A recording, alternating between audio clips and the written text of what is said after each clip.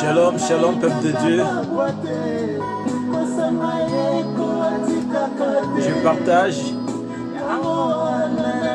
Je partage en même temps.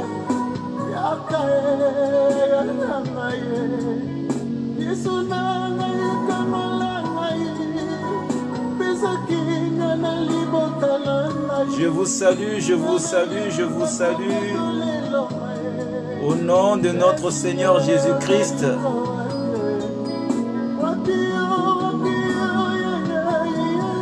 Et je vous souhaite la bienvenue dans la maison du véritable.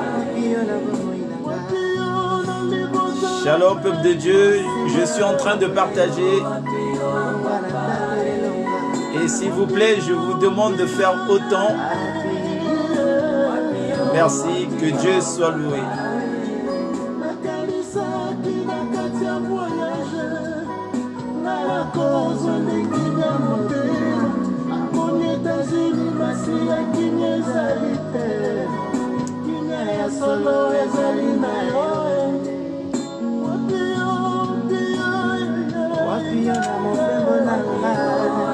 Shalom, maman divine. Shalom, maman émérance. Coco, coco, bonsoir.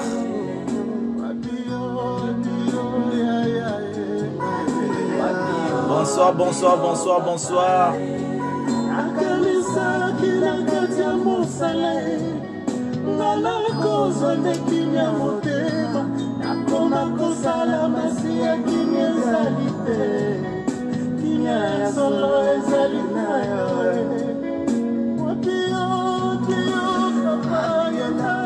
Bonsoir, bonsoir, bonsoir, bonsoir, peuple de Dieu. Je vous salue, je vous salue, je vous salue. Au nom de notre Seigneur Jésus-Christ, maman Fanny Majessi, sois bénie. Maman Elisabeth, sois bénie, soyez tous bénis. Au nom de Jésus-Christ, maman Émérance, reçois la bénédiction de notre Seigneur Jésus-Christ ce soir.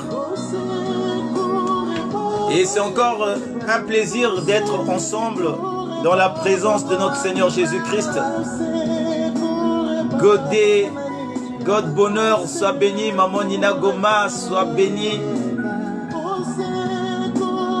Anita Tobo, sois béni, sois béni, sois béni. Partagez s'il vous plaît. Partagez, partagez, partagez. Nous allons passer un moment de grâce dans la présence de notre Dieu. Alléluia. Nous le croyons que notre Dieu est au rendez-vous déjà. Alléluia. Maman Nina Goma, maman Maria Mayo, ma soeur Nana Kinoani, sois bénie. La servante de Dieu. Urel, Zélie, sois béni. Papa Eric, sois béni, l'évangéliste. Que Dieu te bénisse. Bien-aimé dans le Seigneur, tu es révélé, tu es béni de Dieu. Pour toi qui es là ce soir, alléluia.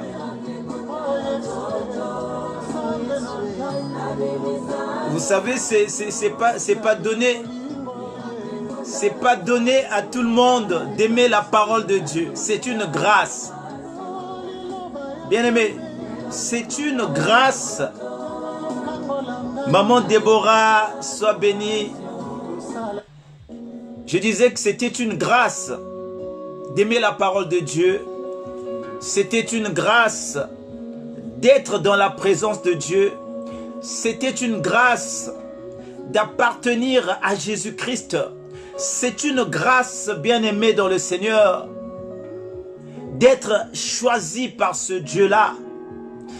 Car, bien-aimé dans le Seigneur, vous savez, quand j'ai connu Dieu, quand j'ai découvert ce qu'il y avait de précieux en Jésus, j'ai dit comme Paul, alléluia, j'ai dit comme Paul que tout ce qui était pour moi comme un gain hier, bien-aimé, toutes choses auxquelles je donnais mon cœur hier, et je le regarde comme la boue, alléluia, à cause de l'excellence qu'il y a en Christ.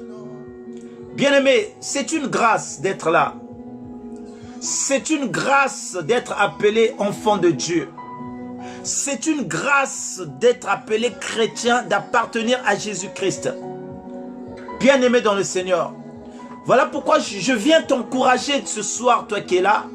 Je viens t'encourager encore pour toi qui suis le Seigneur, de ne pas abandonner, de ne pas fléchir, de ne pas, bien-aimé dans le Seigneur, s'écarter du chemin. Vous savez, il y a deux choses qu'un chrétien aujourd'hui ne doit pas perdre. Alléluia. Il y a deux choses qu'un chrétien ne doit pas perdre en ce moment. Et beaucoup ont perdu ces choses. Beaucoup de chrétiens ont perdu cette chose.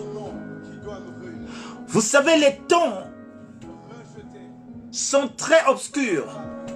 Les temps sont difficiles. Les temps sont durs. Et en ce temps-là, je vais vous faire un petit témoignage. Il y a un serviteur de Dieu, un pasteur. Il roulait pendant la nuit et il y avait une tornade, une tempête. Et bien aimé, et là où il passait, il y avait des arbres qui sont tombés sur la route. Donc il ne pouvait pas passer avec sa voiture. Et l'homme de Dieu descend dans sa voiture pour arracher tout ce qui était tombé sur la route. Et lorsqu'il arrachait, bien aimé dans le Seigneur, sois béni maman Inès, Stéphie, et lorsqu'il enlevait des arbres qui étaient sur la route, cet homme de Dieu bien-aimé a perdu sa montre et sa bague d'alliance de mariage. Alléluia. Et lorsqu'il a fini d'enlever les arbres qui étaient tombés sur la route pour qu'il puisse passer, il constate en faisant des mouvements, il avait perdu sa montre, il avait perdu son alliance. Il dit, ah Seigneur, j'ai perdu ma montre. Il faisait nuit. J'ai perdu mon alliance. Alléluia. Et lorsqu'il va dormir, le Seigneur lui fait comprendre que c'était une allégorie. C'était un langage de Dieu. Vous savez, ce soir, nous avons pour thème le langage de Dieu. La Bible dit une chose. Dieu parle tantôt d'une manière, tantôt d'une autre. Bien-aimé, c'est dans le livre de Job 33 au verset 14. Bien-aimé, Dieu a différentes manières de parler. Dieu a différentes façons de parler. Dieu peut parler au travers de la nature. Dieu peut parler au travers des événements. Dieu peut parler au travers de sa parole, qui est le moyen le plus excellent par lequel Dieu parle. C'est la parole de Dieu. Alléluia. Dieu peut te parler au travers, bien-aimé, de ton semblable, d'un frère, d'une personne qui est en face de toi. Donc, Dieu peut utiliser tout ce qu'il veut pour faire passer son message. Alléluia.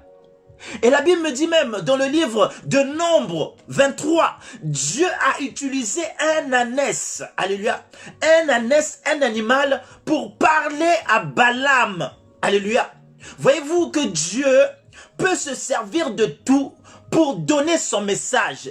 Dieu a utilisé une baleine pour avaler Jonas, pour faire passer un message à Jonas que le chemin que tu pars de Tarsis, c'est pas le chemin, mais toi tu dois partir à Ninive. Et Dieu a utilisé une baleine pour faire passer le message. Alléluia. Et je reviens à mon message. Et cet homme de Dieu, quand il dormait, Dieu l'a fait comprendre qu'en ce moment, les chrétiens ont perdu la montre et ont perdu l'alliance. C'est ces deux choses qu'un chrétien ne peut pas, ne doit pas perdre. La montre, bien aimé, c'est quelque chose de capital dans la vie.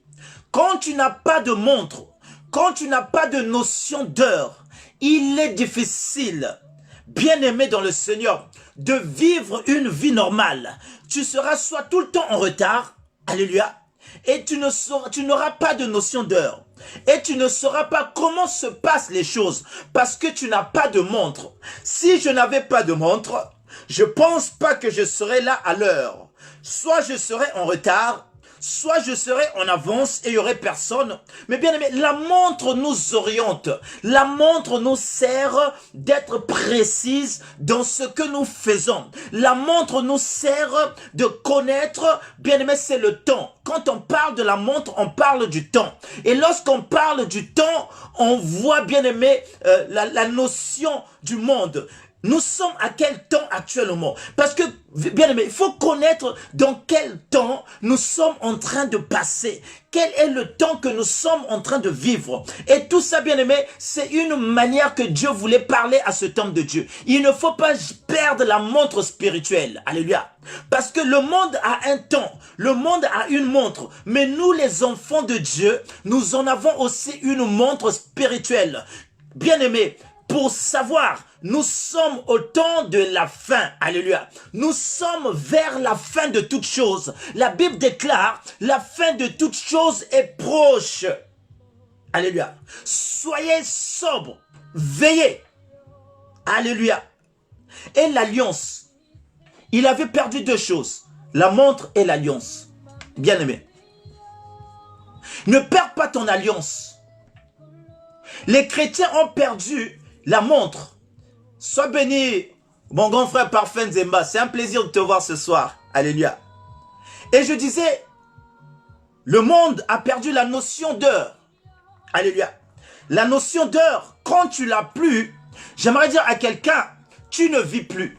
Et un chrétien doit avoir aussi un calendrier spirituel. De savoir que, bien aimé dans le Seigneur, que les temps nous est imparti. Nous sommes vers la fin de toutes choses. Il n'y a qu'à regarder ce qui se passe au monde. Il n'y a qu'à regarder, bien aimé, les événements qui se passent autour de nous. L'homme a changé. Les choses ont changé. Et cela doit nous interpeller. Regardez, bien aimé, écoutez, regardez les infos. Le monde est en train de dire, d'ici l'an 2050, bien aimé, la canicule va durer au moins 6 mois d'affilée. Regardez comment le monde s'est détériorisé. Pourquoi? Et quand nous les enfants de Dieu, quand nous les chrétiens, nous regardons ces choses, nous croyons que nous sommes à la fin de l'accomplissement de la parole de Dieu. Parce que quand Jésus a parlé de la fin du monde, il a dit, il y aurait des signes. La sécheresse. Alléluia. Les bruits de guerre. Le trouble. L'homme devient radin, égoïste, ami d'argent. Alléluia. Et regardez, l'homme devient cupide. Alléluia. Il préfère aimer l'argent que aimer son prochain. Et Jésus a dit, quand vous constatez ces choses, croyez-le que la fin n'est pas loin. Et la deuxième des choses que l'homme a perdu avec son Dieu, c'est l'alliance. Alléluia. Vous savez, un homme,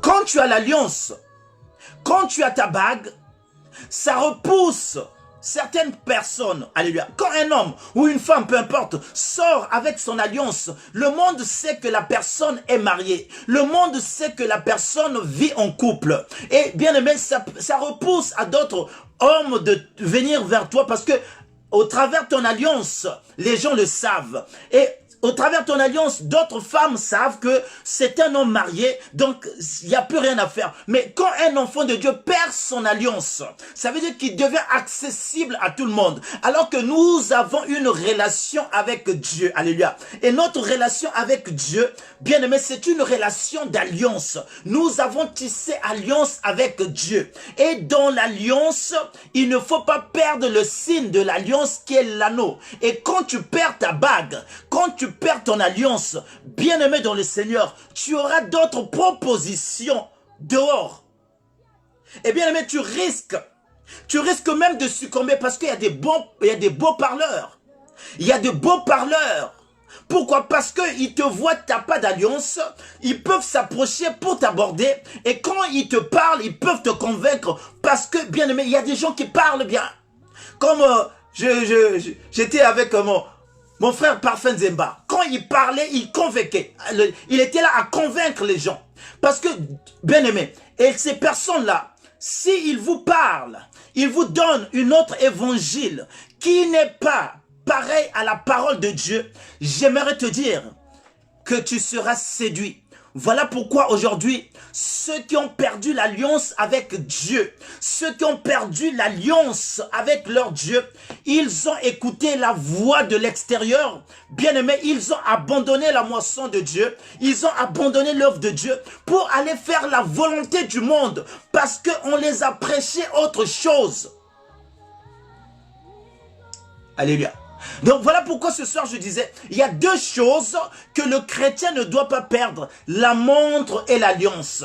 La montre c'est pour voir, c'est pour regarder, c'est pour jauger à quel temps nous sommes. Et l'alliance c'est pour prouver, c'est pour montrer que nous appartenons. L'alliance c'est un symbole d'appartenance à Dieu, alléluia. Et dans l'alliance, bien aimé dans le Seigneur, dans une alliance, nous avons des droits et des devoirs. Bien aimé, j'ai toujours dit que quand nous sommes un couple, sachez que bien aimé dans le Seigneur, Jésus-Christ, on l'appelle l'époux. Et nous, l'église, nous sommes l'épouse de Christ. Et donc, il y a une alliance entre l'époux et l'épouse que nous sommes.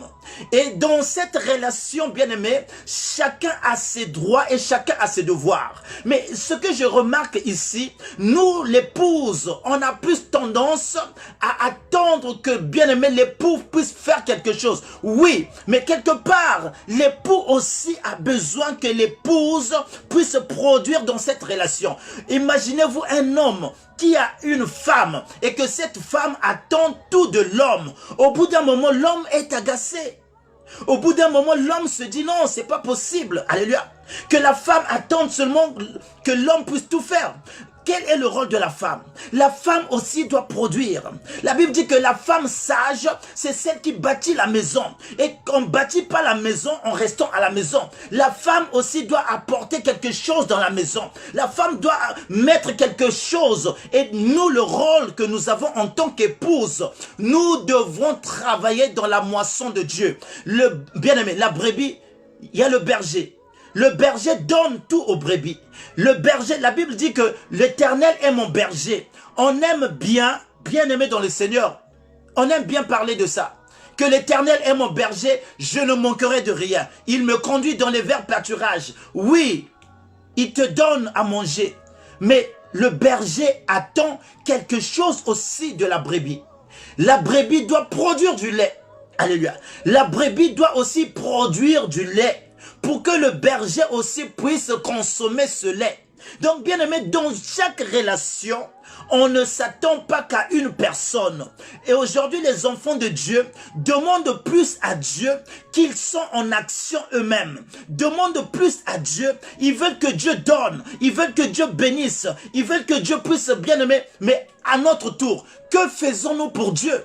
C'est cette question qu'on doit se poser parfois. C'est vrai que quand tu pries, c'est pour tes intérêts. La prière, c'est pour tes intérêts. On prie pour demander la miséricorde de Dieu. On prie pour demander la couverture de Dieu. On prie pour demander la bénédiction de Dieu. Mais dans cette relation que nous tissons avec le Seigneur, où est la part du Seigneur dans ta vie? Où est la part du Seigneur dans ma vie? La Bible dit une chose dans le livre de Bien-aimé dans le Seigneur, de Nombre, alléluia, 23. Nous allons peut-être lire. Bien-aimé dans le Seigneur, 23, 25.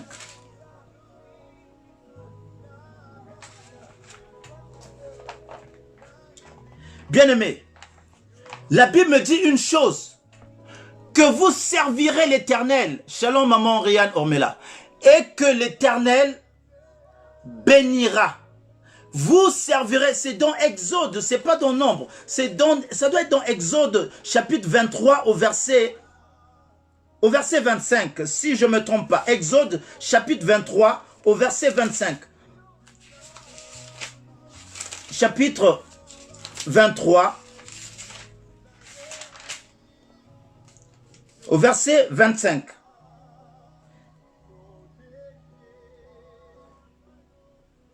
Alléluia. La Bible est en train de dire que vous servirez l'Éternel et l'Éternel vous bénira. Alléluia. Non. Est-ce que quelqu'un comprend quelque chose, bien-aimé, dans le Seigneur? Alléluia. Bien-aimé, Dieu est juste. Tu veux être béni. Alléluia. Exode 23 au verset 25. La Bible est en train de dire, vous servirez l'Éternel votre Dieu et il bénira votre pain et vos eaux et j'éloignerai la maladie au milieu de toi. Bien-aimé, Dieu est clair que vous me servirez et je vous bénirai. Mais nous, on demande plus, on veut que la bénédiction. Mais ce qu'on nous cache, c'est que la bénédiction a une condition auprès de Dieu. La condition, c'est de servir Dieu. La Bible dit une chose, qu'il y aura la différence entre ceux-là qui servent Dieu et ceux-là qui ne servent pas Dieu. Dieu n'a pas dit qu'il y aura la différence entre ceux qui prient Dieu et ceux-là qui ne prient pas Dieu. Non, la Bible précise que la différence se fera lorsque tu serviras Dieu. Mais bien aimé, même celui qui ne sert pas Dieu, il est aujourd'hui en train de prononcer ce verset qu'il y aura la différence. Bien aimé, est-ce que tu sers Dieu? Alléluia. Est-ce que tu sers Dieu? Bien-aimé, Dieu bénit. Alléluia.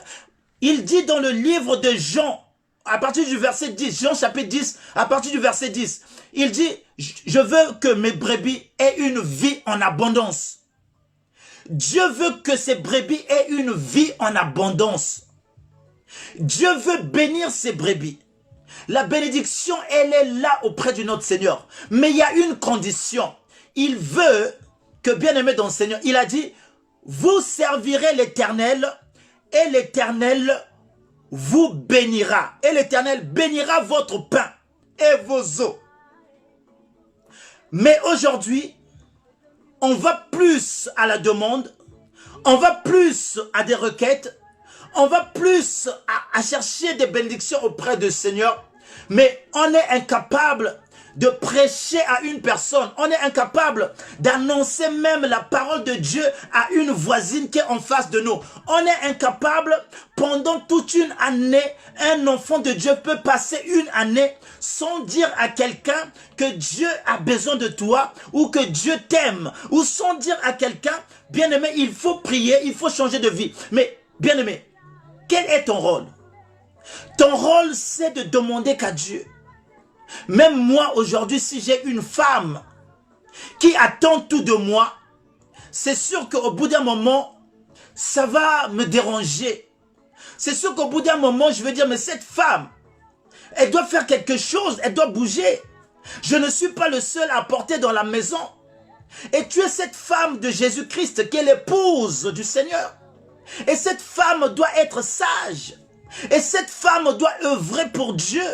Et cette femme doit dépeupler le camp de l'ennemi. Regardez aujourd'hui, bien-aimés dans le Seigneur, que la nation, le monde même, commence à détruire même les enfants à bas âge.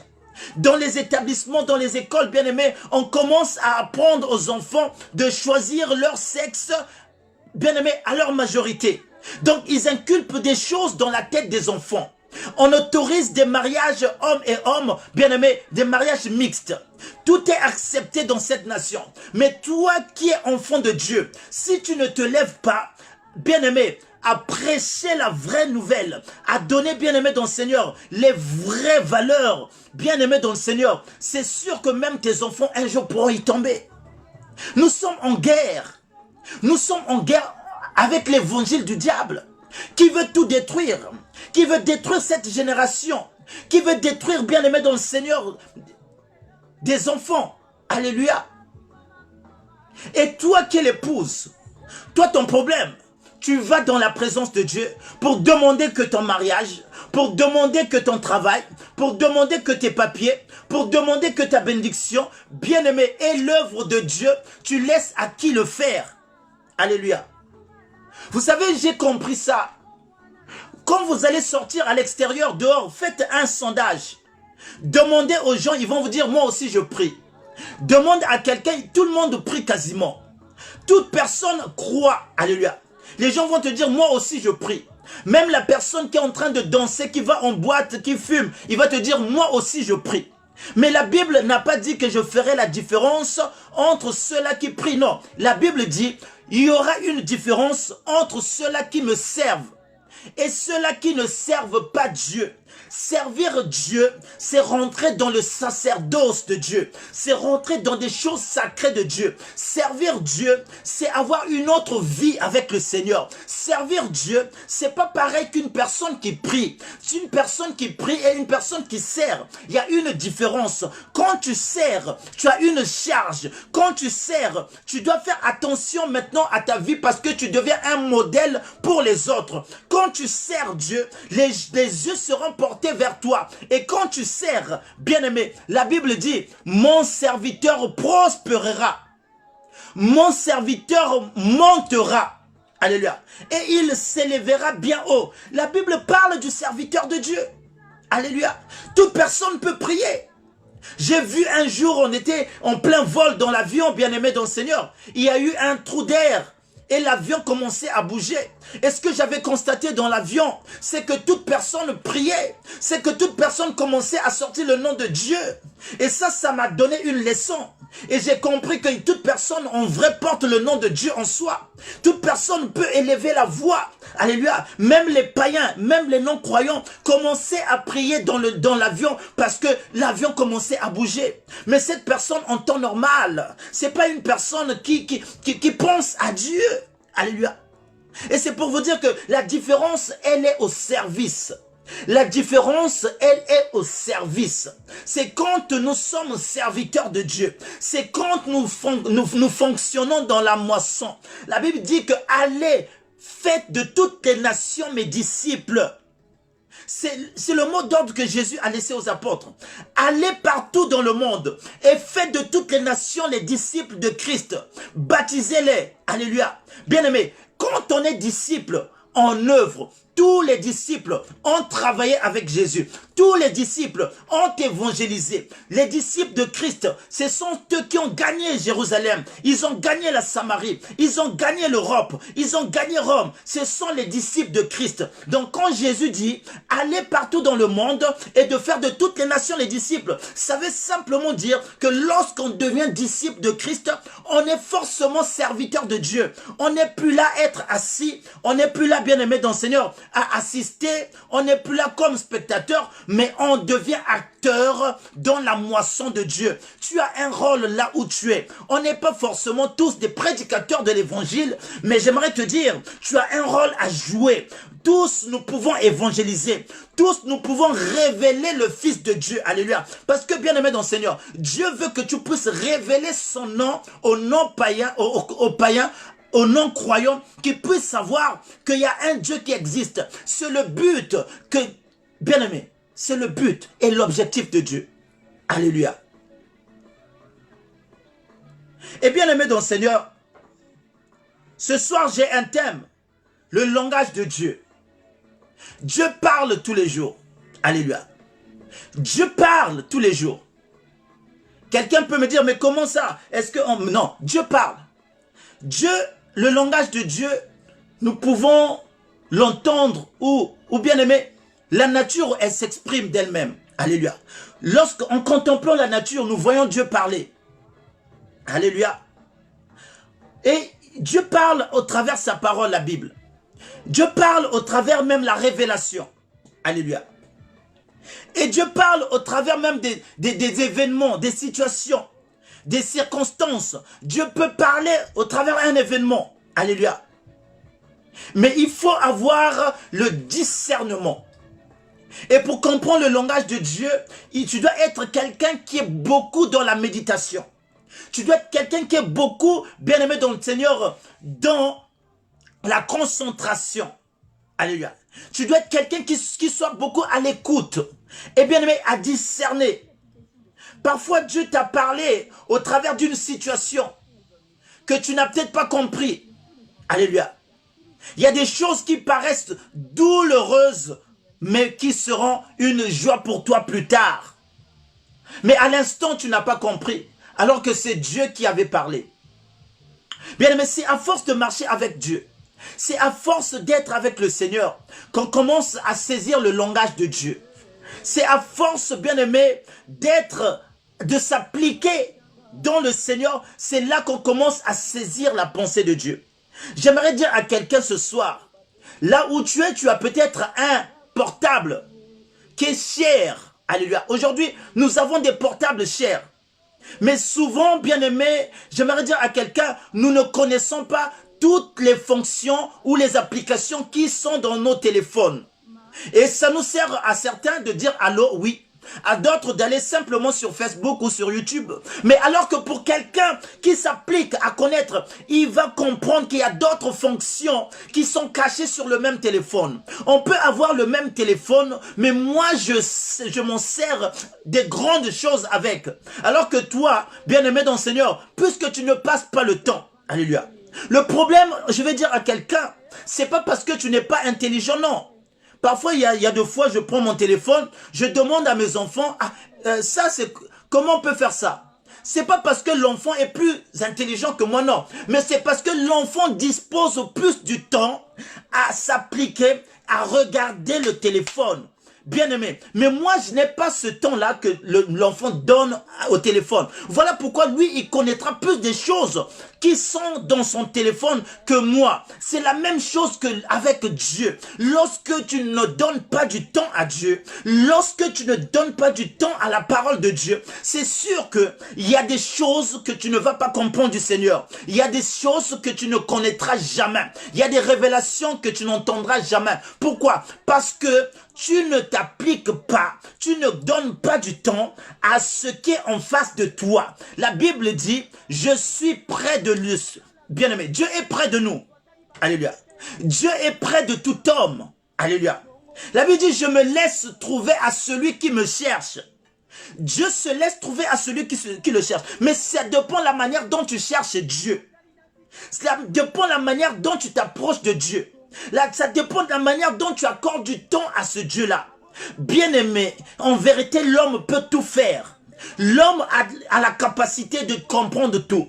Mais la chose qui fait que nous puissions échouer, nous ne puissions pas comprendre certaines choses, c'est parce que nous sommes dans la distraction. Il y a des enfants qui étaient très très intelligents à l'école, mais qui ont échoué. Pourquoi? Parfois, la Bible dit que les mauvaises compagnies corrompent les bonnes mœurs. Ils ont été entourés de mauvaises personnes et que malgré leur intelligence, ils ne se sont pas appliqués à faire, à étudier leur matière. Et à la fin, ils ont échoué. Et pourtant, ces enfants ont été intelligents. C'est pareil pour toi et moi, mon frère. Dieu, nous l'avons Dieu en nous. Alléluia. Parce qu'il habite en nous. Il a dit vos cœurs. Vos corps, c'est le temple du Saint-Esprit. Ça veut dire que Dieu est là. Mais sauf que tant que tu ne t'appliques pas, tant que tu ne vas pas dans la profondeur, tant que tu ne le cherches pas, tant que tu ne passes pas du temps, ce Dieu qui est en toi n'aura pas d'effet. Ce Dieu qui est en toi n'agira pas. L'esprit qui est en toi sera affaibli. Parce que d'abord, toi-même, tu ne te lèves pas. Toi-même, tu ne cherches pas à comprendre ce que l'esprit veut. Bien-aimé, l'esprit a sa nourriture.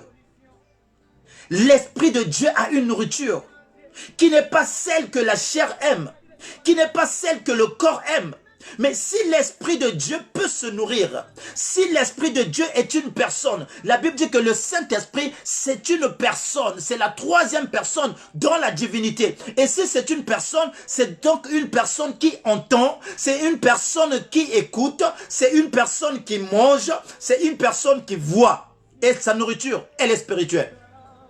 Sa nourriture, c'est la vie de prière.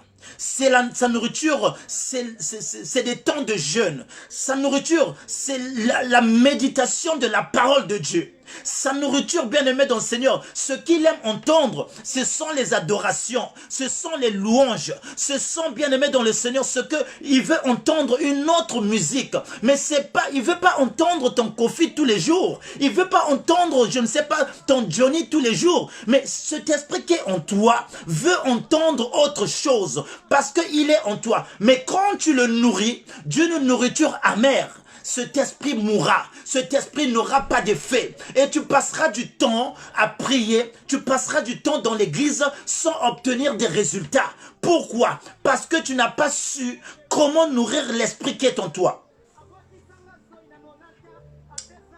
Est-ce qu'on peut avancer, bien-aimé dans le Seigneur? Bien-aimé, nous allons rentrer dans le message. Alléluia. Bien-aimé dans le Seigneur, le langage de Dieu. Alors ce soir, nous allons parler d'un certain homme. Nous allons partir dans le livre de Chroniques. Non, de 1 Samuel. C'est mon thème. Le langage de Dieu. 1 Samuel chapitre 9. Je lis à partir du premier verset. Ça va jusqu'au verset 17. Mais nous allons lire petit à petit jusqu'à ce qu'on avance. Ce soir, nous parlons, excusez-moi, je mets un peu la fraîcheur, le ventilo parce qu'il commence à faire chaud.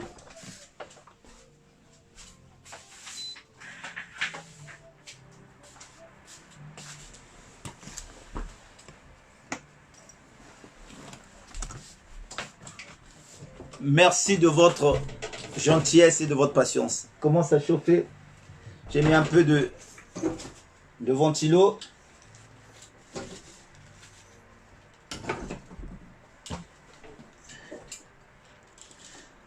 Je disais, bien-aimé dans le Seigneur, nous allons parler,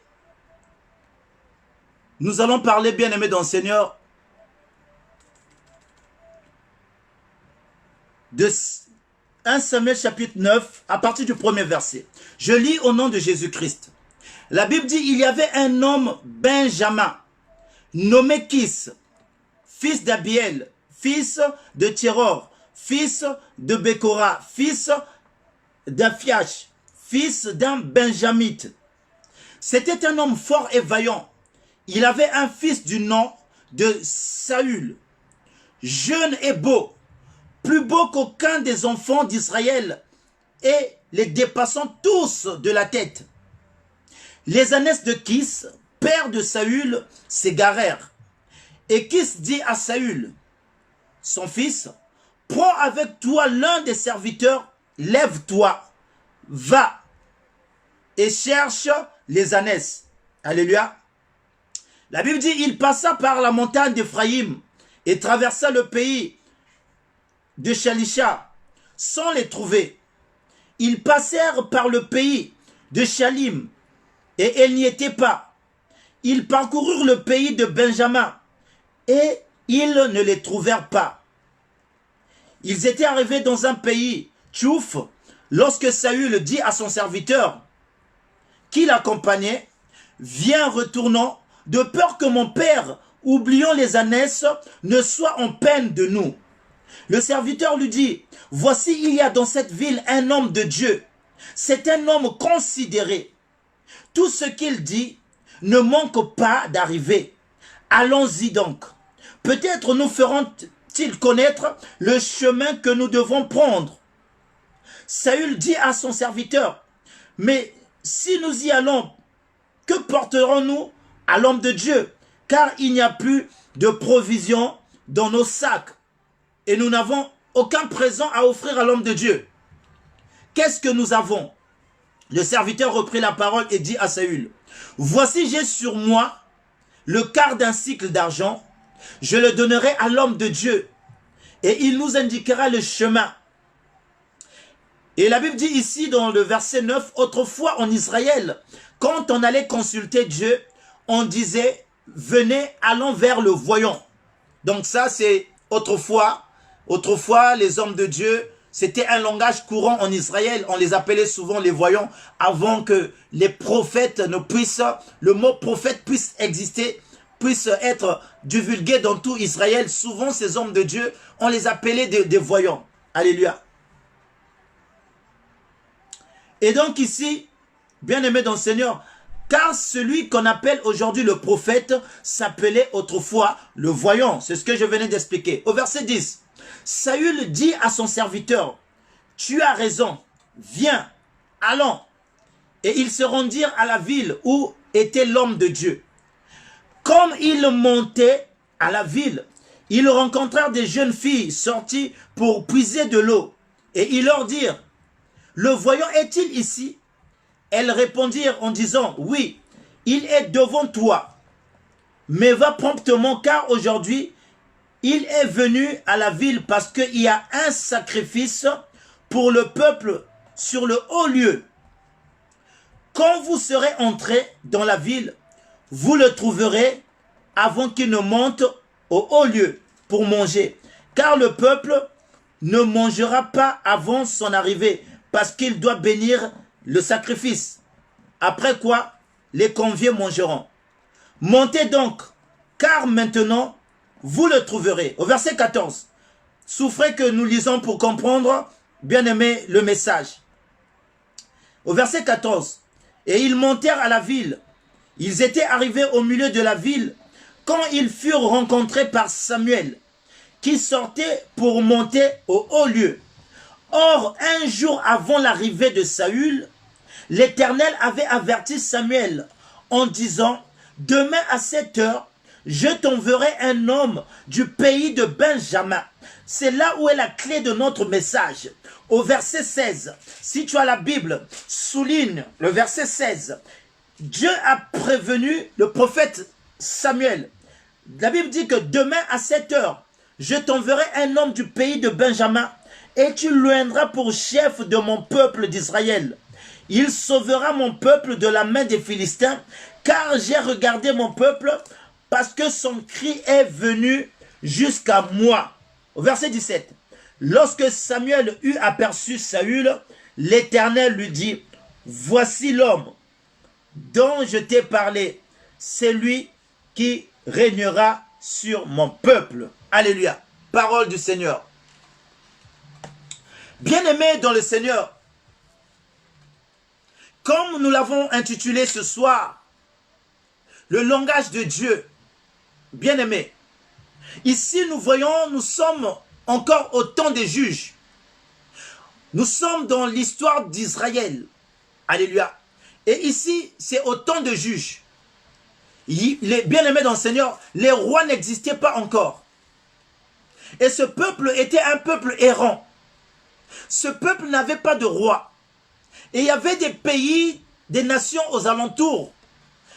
qui avaient leur roi comme les Philistins.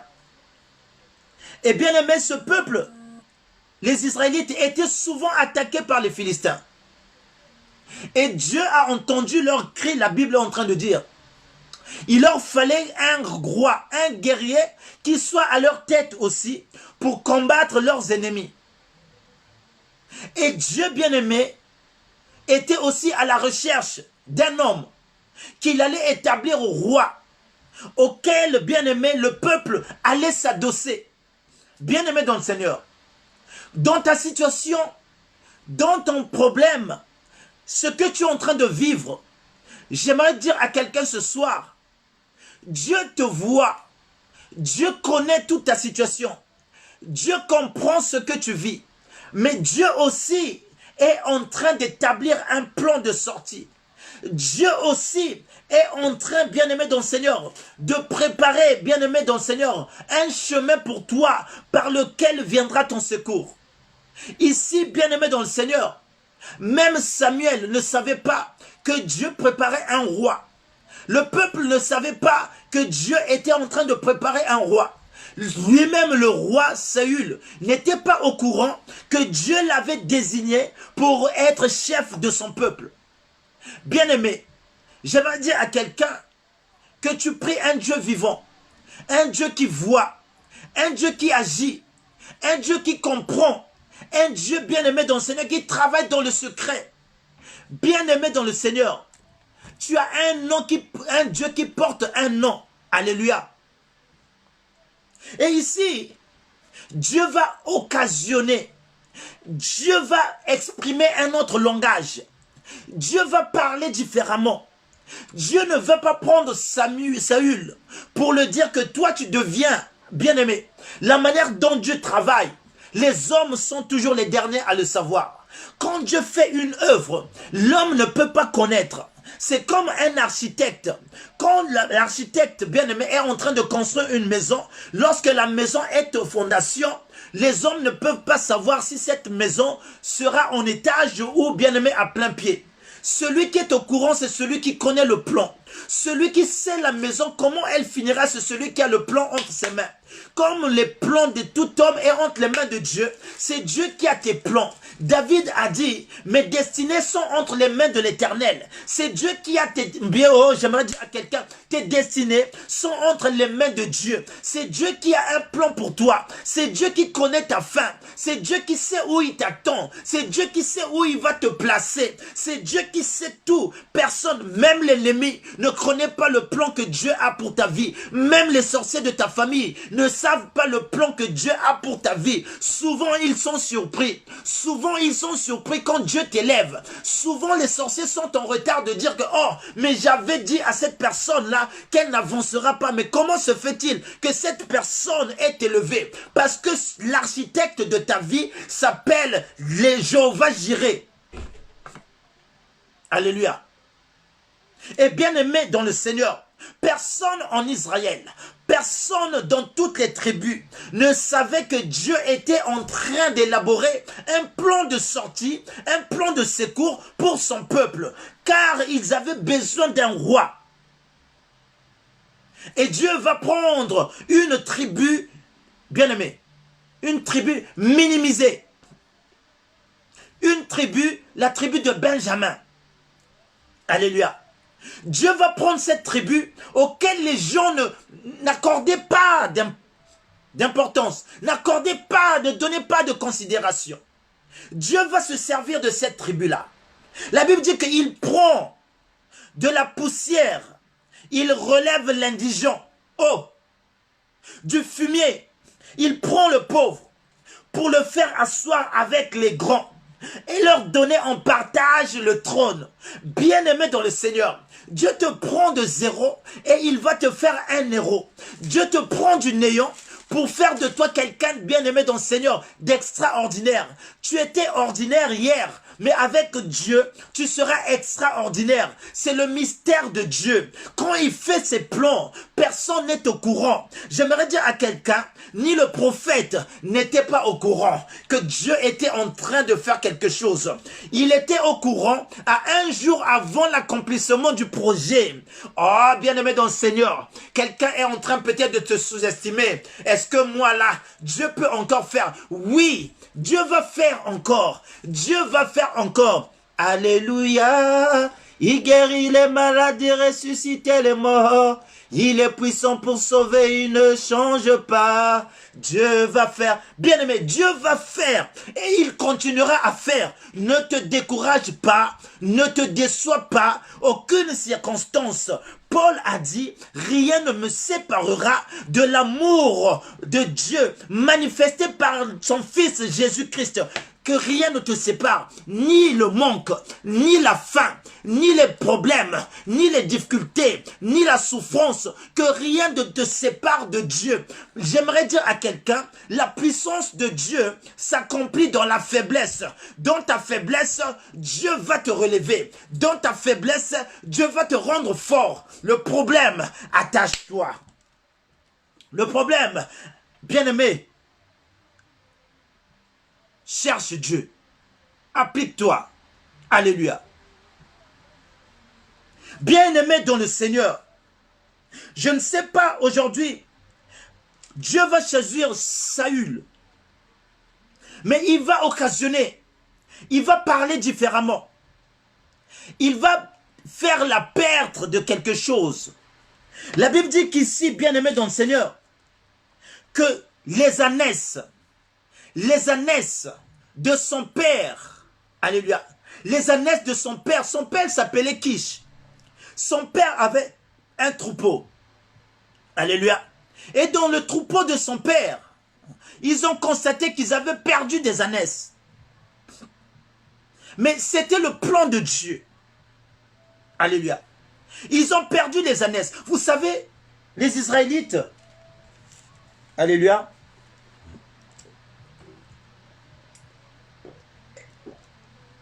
excusez-moi. Vous savez, les Israélites, ou même dans l'ancien temps, c'est pas comme ici. Aujourd'hui, on travaille, il y a la technologie, on peut faire des plantations même hors saison. Mais à l'époque, ils mangeaient, les gens se nourrissaient, les gens vivaient de l'élevage, des plantations. Donc, bien aimé, perdre les ânesses, perdre son troupeau, c'était quelque chose d'insupportable, de difficile, de douloureux, bien-aimé dans le Seigneur. Perdre son troupeau, c'était comme perdre une partie de sa richesse. C'est quelque chose qu'on ne pouvait pas concevoir. Et c'est pas tout le monde qui avait, bien-aimé, une bergerie. C'était, bien-aimé, c'était pas donné à toute personne. Alléluia. Et Dieu va permettre que ce troupeau se perde. Il y a des choses que Dieu a permis. Que ces choses soient perdues dans ta vie. Dieu a accepté. Dieu a suscité la perte des choses dans ta vie. Pour un seul but de le chercher. Pour un seul but de te tourner vers lui. Parfois lorsque nous sommes accrochés à des choses, et bien aimés, nous sommes tellement accrochés à ces choses, nous n'avons plus le temps de nous retourner vers Dieu. Parfois, nous nous étions accrochés par une femme. Et cette femme nous a empêchés de servir Dieu. Parfois, nous étions accrochés à un homme. Et cet homme nous empêchait d'aller à l'église, de prier. Bien-aimé, il arrive que Dieu permet la perte. Il arrive que Dieu occasionne la chute. Il arrive que Dieu, bien-aimé, que tu puisses perdre quelque chose. Tu peux perdre même ta santé. Parce que Dieu a besoin de toi.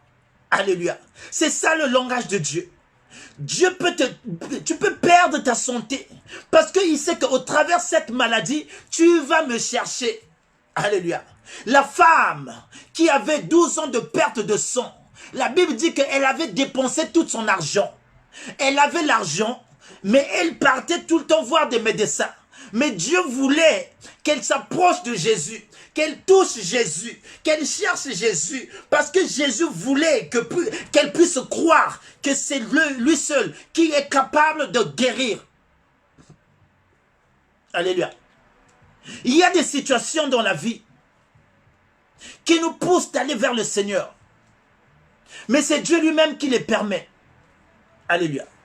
Parfois tu regardes le diable, non, c'est Dieu qui a permis, parce que Dieu a besoin de toi. Dieu peut permettre que tu perdes ton emploi, parce que tu t'es accroché à cet emploi. À cause de cet emploi-là, de ce boulot, tu n'as plus le temps de servir alors que tu es serviteur de Dieu.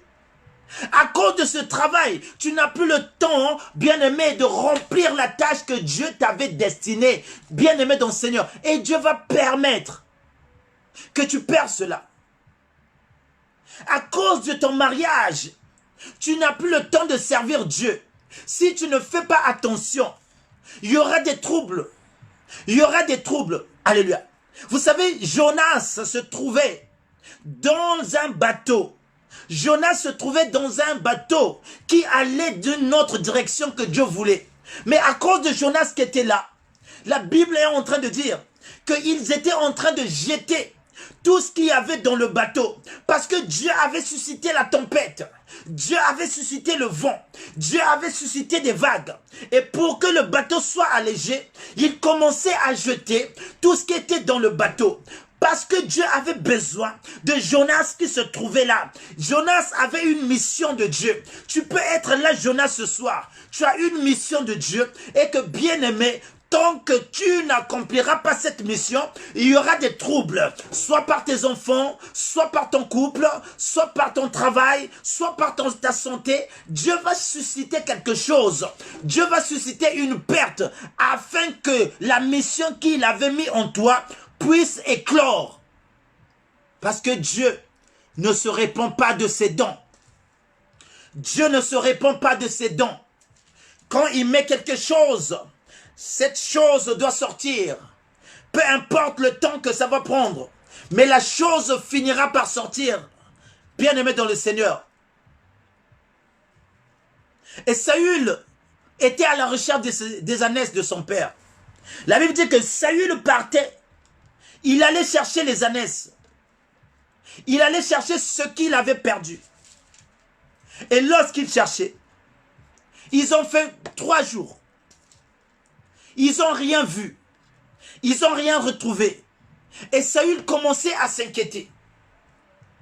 Saül commençait à s'inquiéter. Et Saül commençait à désespérer. Il a dit, rentrons à la maison. Nous ne trouvons pas les ânesses. Rentrons à la maison. Bien-aimé, n'abandonne pas vite.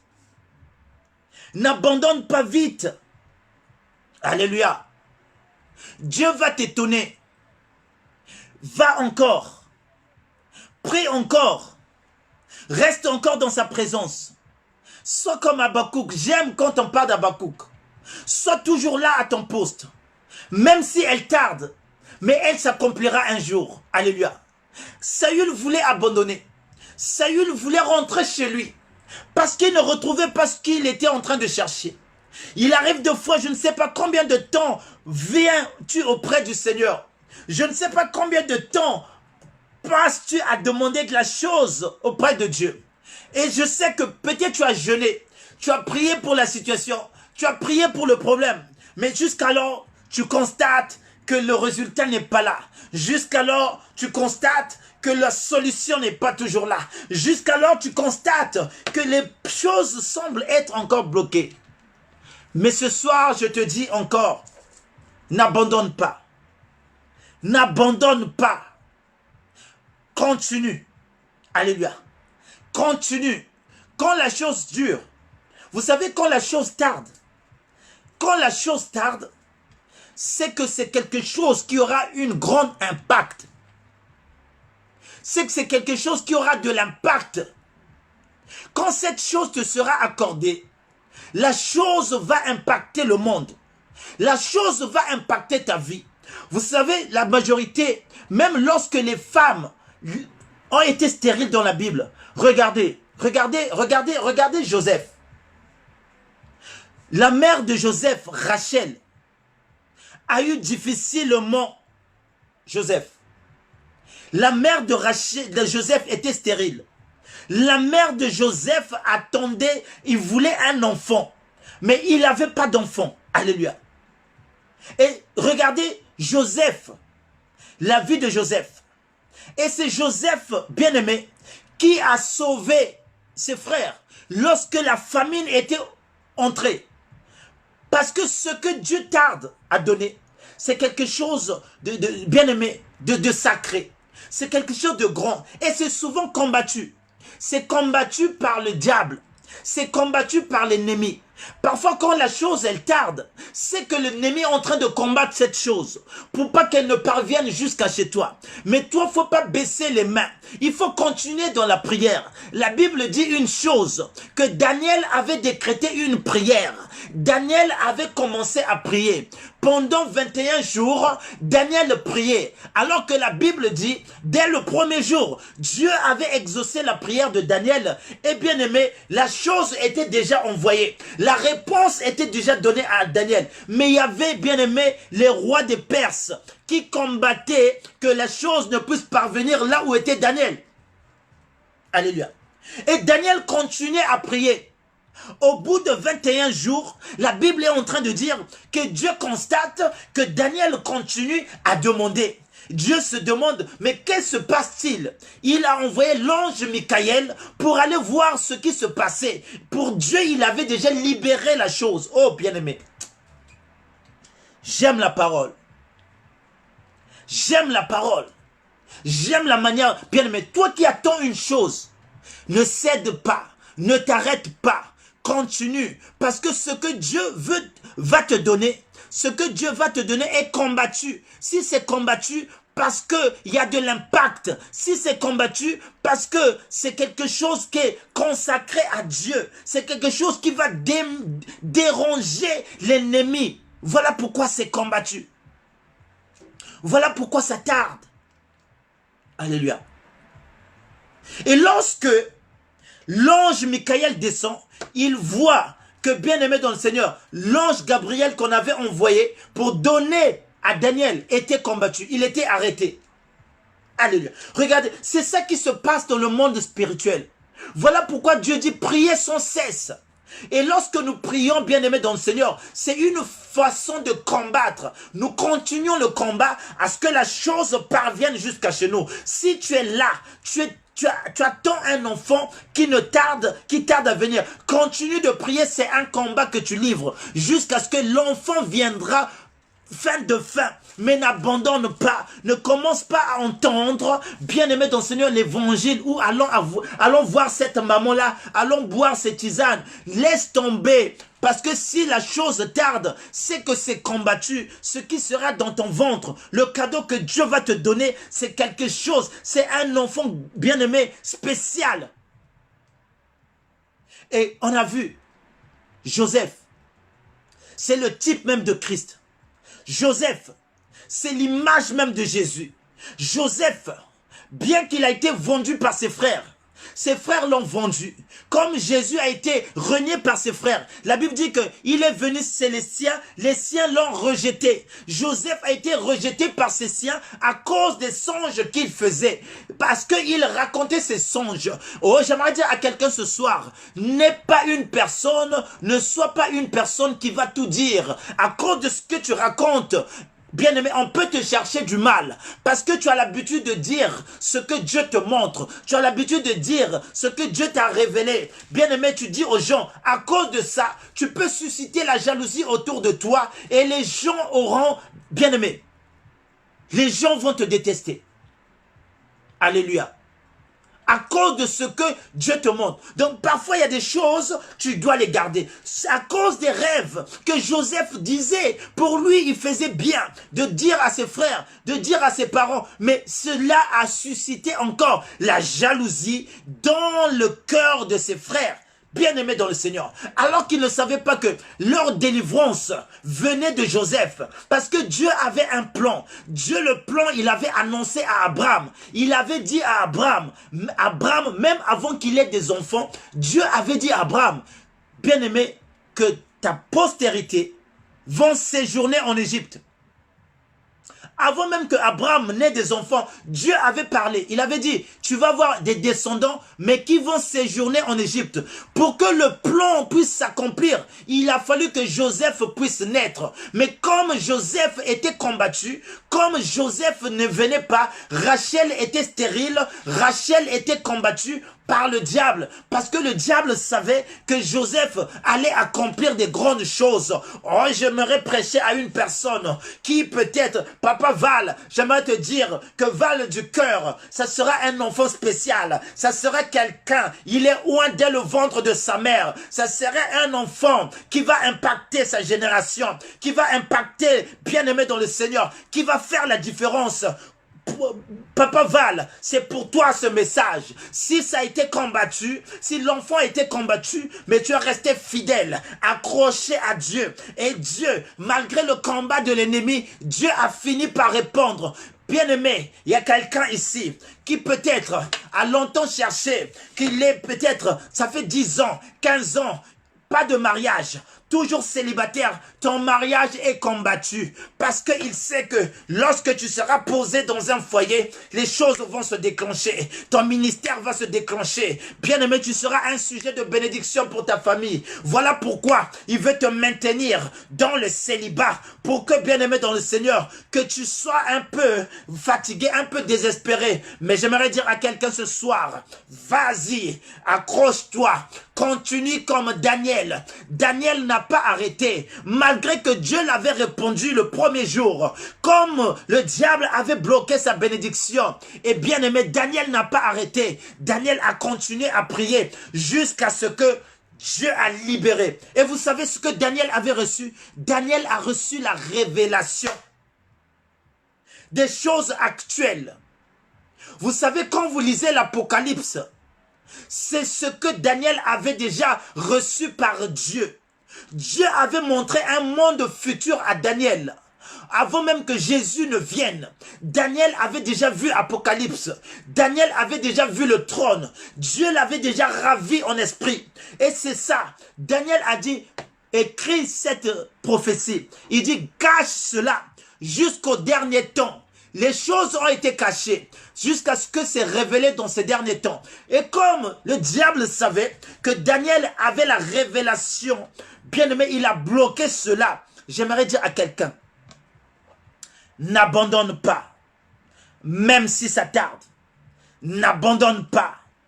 La Bible dit, nous n'avons pas à combattre contre la chair et le sang, mais contre les principautés, contre les dominations, contre les bien-aimés, les princes des ténèbres. Nous avons à combattre, à livrer des combats avec eux. Et ne te fatigue pas. Prends-toi des armures spirituelles. Prends des armes avec toi. Sois fort dans la prière. Sois fort dans une vie de sanctification pour faire face à ce que tu es en train de demander. Ne cède pas, ne baisse pas. Bien-aimé dans le Seigneur. Oh, j'aimerais dire à quelqu'un ce soir, peut-être que la chose tarde, peut-être que la chose dure, mais ne sois pas comme Saül. Saül, il cherchait les ânesses. Saül voulait abandonner, voulait repartir. Le serviteur qui était là, il a dit non, non, non, non. Il y a un homme de Dieu dans cette ville. Il y a un serviteur de Dieu dans cette ville. Tout ce qu'il dit, bien-aimé, ne manque pas de s'accomplir. Bien-aimé, il faut marcher avec des gens qui ont la révélation. Je ne sais pas avec qui tu t'attaches. Il faut marcher avec des personnes. Quand toi tu es en manque d'idées, la personne peut te révéler. La personne peut te parler. Voilà pourquoi ne marche pas avec n'importe qui. Voilà pourquoi ne t'associe pas avec n'importe qui. Voilà pourquoi ne marche pas avec des gens qui vont te décourager. Les gens qui vont te dire, toi aussi c'est vrai, ça fait longtemps que tu pries, mais vraiment, ça ne vient pas. Ton mari là aussi, il n'y a pas de mari qui revient. Ton mari depuis qu'il est parti, toi tu pries, le mari ne revient pas. On n'écoute pas cette personne-là. Cette personne, elle est là pour te décourager. Oh, peut-être ça fait longtemps, tu pries. Tu n'as même pas de papiers. Ta situation ne change pas. Tu écris à la préfecture que des refus. N'écoute pas cette personne. Cette personne est là pour te décourager. Toi, ça fait longtemps que tu pries, mais les enfants ne viennent pas. Mais vraiment, n'écoute pas cette personne. C'est la voix du diable. Mais laisse-moi te dire, marche avec des soldats dans le Seigneur. Marche avec des gens qui ont la foi. Marche avec des gens qui vont te dire, ma soeur, on continue à prier. Mon frère, on va encore intensifier la prière. J'aime des frères comme ça. Lorsqu'ils m'appellent, c'est pour prier. J'aime quand Papa Eric, il me réveille. Frère Stevie, on va prier. Oh, je lance l'appel. Il lance l'appel. Pas pour insulter les gens. Pas pour faire le commérage. Pas pour parler mal des gens. Nous, on lance l'appel. C'est pour prier. Nous, quand on lance l'appel, c'est pour être dans la présence de Dieu. Nous, quand on lance l'appel, c'est pour s'édifier. Nous, quand on lance l'appel au téléphone, c'est pour parler des choses célestes.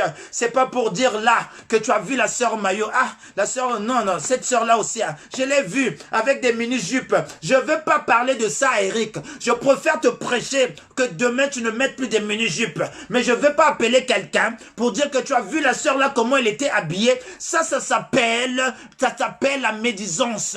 Ça s'appelle kotonga. C'est pas bon pour un enfant de Dieu. Un enfant de Dieu va voir la personne et dire dans la bonté, dans l'amour, avec joie. Ma soeur, vraiment nous sommes à un lieu de culte.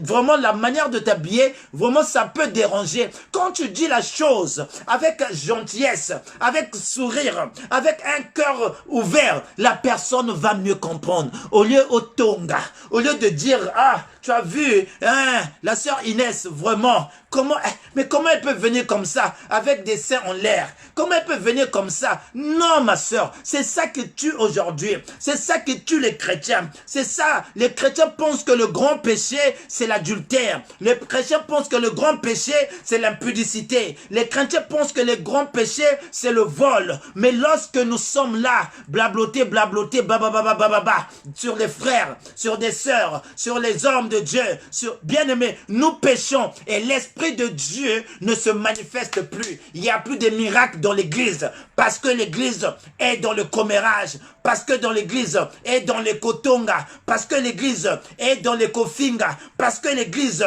est dans le songi, parce que l'église est bien-aimée dans le Seigneur, dans les futilités. Et l'église ne grandit pas. Au lieu de penser qu'il y a des cas, au lieu de penser qu'il y a des gens qui ont besoin de la guérison, il y a des âmes qui veulent être délivrées, il y a des âmes qui veulent être sauvées, mais l'église retarde leur vie à cause des mini, à cause des petits problèmes, à cause des dîmes et offrandes, à cause des choses comme ça. Il n'y a plus de puissance dans l'église du Seigneur. Voilà pourquoi, quand vous verrez l'abomination s'installer dans l'église, c'est ça qu'on appelle l'abomination. Alléluia.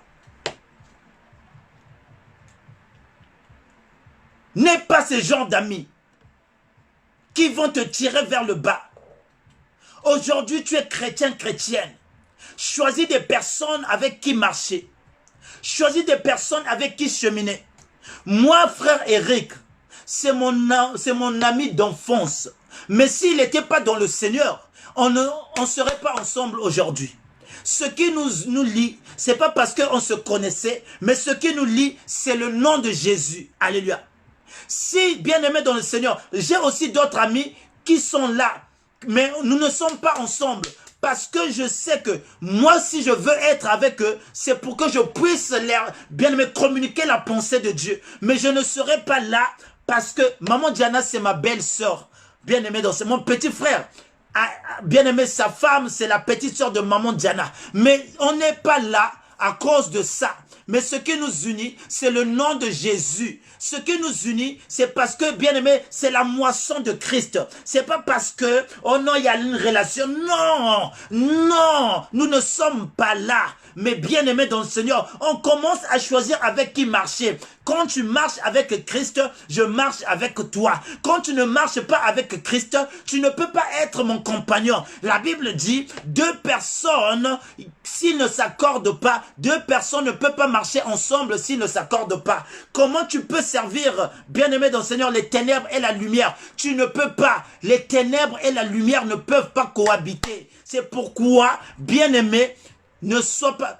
Bien-aimé, il y a des chrétiens, des enfants de Dieu, qui ont des amis païens. Ces amis vont t'influencer. Vous allez remarquer, ces amis vont t'influencer. Au lieu que toi tu domines. J'aime bien. Le diacre Valérie a parlé le chrétien et le pouvoir. Le pouvoir que Dieu t'a donné, quand tu arrives devant ces amis-là, ce sont eux qui te dominent. Tu n'as plus de pouvoir. Tu ne parles même pas de Jésus. Tu rentres dans leur cadence. Alléluia. Mais moi, je ne peux pas être au milieu de ces personnes-là et me dominer. Et non, je préfère éviter de ne pas être là. J'aime le psaume 1. J'aime le psaume 1. J'aime bien ce psaume. Alors, si on peut le lire. Heureux l'homme qui ne s'assit pas sur les bancs de moqueurs. Alléluia. J'aime le psaume 1, le premier psaume. Heureux l'homme qui ne s'assit pas sur les bancs de moqueurs. Alléluia. Mais qui trouve son plaisir. Qui trouve son plaisir à méditer la loi de l'Éternel. Tout ce qu'il fait, cet homme réussit. J'aime cette parole. Psaume, ça bien aimé. Tu t'assis sur le banc des moqueurs. Tu t'assis là où les gens sont en train de parler. Et tu veux être béni. Et pour toi, tu te dis, non, j'ai pas péché. Et pour toi, bien aimé, on va lire ça. Psaume chapitre 1. Sois béni, mon bien-aimé David. Sois béni. Je lis au nom de Jésus. Heureux l'homme qui ne marche pas selon le conseil de méchants, qui ne s'arrête pas sur la voie des pécheurs, et qui ne s'assit pas en compagnie des moqueurs, mais qui trouve son plaisir dans la loi de l'Éternel, et qui la médite nuit et jour. Il est comme un arbre planté près d'un courant d'eau, qui donne son fruit en sa saison, et dont le feuillage ne fleurit point. Tout ce qu'il fait lui réussit. Alléluia. Tout ce que cet homme fait lui réussit. Où est-ce que tu veux encore aller chercher la réussite? Tu veux aller voir encore le diable, c'est un menteur.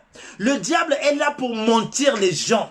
Le diable te fait comprendre que dans la prière, les enfants de Dieu ne peuvent pas réussir de faire de grandes choses. Mais Dieu te dit ici, médite la loi, la parole de Dieu nuit et jour. Cet homme, tout ce qu'il fait lui réussit. Dieu a dit à Josué, médite ce livre de loi nuit et jour. C'est ainsi que tu trouveras réussite à toutes tes entreprises. Dieu n'a pas dit de faire autre chose. Les enfants de Dieu aujourd'hui ne méditent pas la parole. Les enfants de Dieu aujourd'hui ne trouvent pas le temps de s'appliquer, mais ils veulent être bénis. Voilà pourquoi le diable est en train de vous mentir. Voilà pourquoi le diable est en train de corrompre le cœur de beaucoup. Beaucoup commencent à adorer les francs-maçonneries. Beaucoup commencent à adorer des loges. Parce que, bien aimés dans le Seigneur, ils n'ont pas la connaissance de la vérité. Ils n'ont pas la connaissance de la parole. Alors que la Bible est claire. Quand tu médites la parole de Dieu, tu connaîtras le bien, tu connaîtras le mal, tu serviras, bien aimé.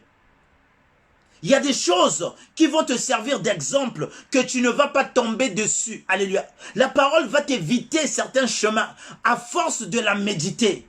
C'est pour ça qu'on dit, ceux-là qui méditent la parole, tout ce qu'ils font leur réussissent. Alléluia. Alors, je continue, nous sommes dans Saül, dans le livre de 1 Samuel. Et la Bible dit que lorsqu'il cherche les ânesses, il veut repartir. Son serviteur qui était à côté, il a dit non, repartons pas. Nous ne sommes pas des lâches pour abandonner. La Bible dit, dehors les lâches. Ce jour-là, les lâches seront dehors. Les gens qui abandonnent vite. Les gens qui se fatiguent vite dans la prière. Les gens qui s'épuisent vite. Alléluia. Ils ont continué. Ils sont allés voir l'homme de Dieu. Ils sont allés voir le prophète Samuel. C'est beau. Bien-aimé, le plan de Dieu. J'aime le plan de Dieu. J'aime le plan de Dieu. Nous sommes dans un plan ce soir. Et Dieu a un plan pour toi. Et un plan de bonheur, de paix. Dieu veut te donner un avenir meilleur. Dieu ne t'appelle pas pour te faire souffrir. Mais Dieu a un plan merveilleux pour toi. Dieu avait un plan merveilleux pour Saül. Et bien aimé, mais il fallait qu'il aille voir d'abord l'homme de Dieu. Pour que son plan, pour que ce que Dieu avait prévu puisse s'accomplir. Il fallait qu'il aille voir l'homme de Dieu. Il cherchait les ânesses. Il a fini par aller voir Samuel. Et lorsqu'il arrive à Samuel, la Bible dit que Dieu avait parlé à Samuel. Alléluia. Dieu avait dit, au verset 15, la Bible dit, « Or, un jour avant l'arrivée de Saül, l'Éternel avait averti Samuel en disant, « Demain à 7 heures, je t'enverrai un homme du pays de Benjamin, et tu loindras pour chef de mon peuple d'Israël. Il sauvera mon peuple de la main de Philistins, car j'ai regardé mon peuple, parce que son cri est venu jusqu'à moi. » Alléluia. Il avait un plan. Et quand il va vers Samuel, Dieu avait parlé déjà à l'homme de Dieu. La Bible dit, rien ne peut arriver sans que l'Éternel en soit l'auteur. Rien ne peut arriver dans ta vie si Dieu ne le permet pas. Rien ne peut, bien aimé, si Dieu ne le permet pas. Parfois, il y a certaines circonstances, difficultés, souffrances que tu passes. Dieu a permis pour un plan. Dieu peut se servir de tout pour mettre en exerce son plan dans ta vie. Même des douleurs, Dieu peut se servir. Même des difficultés, Dieu peut se servir. Même les souffrances, Dieu peut se servir pour que son plan puisse se manifester dans ta vie. Ici, Dieu s'est servi par la perte des ânesses. Pour que le plan de Dieu se manifeste. Tu es en train de vivre une situation. Dis que c'est le plan de Dieu. Dis que si Dieu c'est ton plan, que ta volonté se fasse. La Bible dit que Dieu ne nous tente pas au-delà de nos forces, mais avec la tentation, il cherche aussi un moyen pour nous faire sortir de là. Alléluia.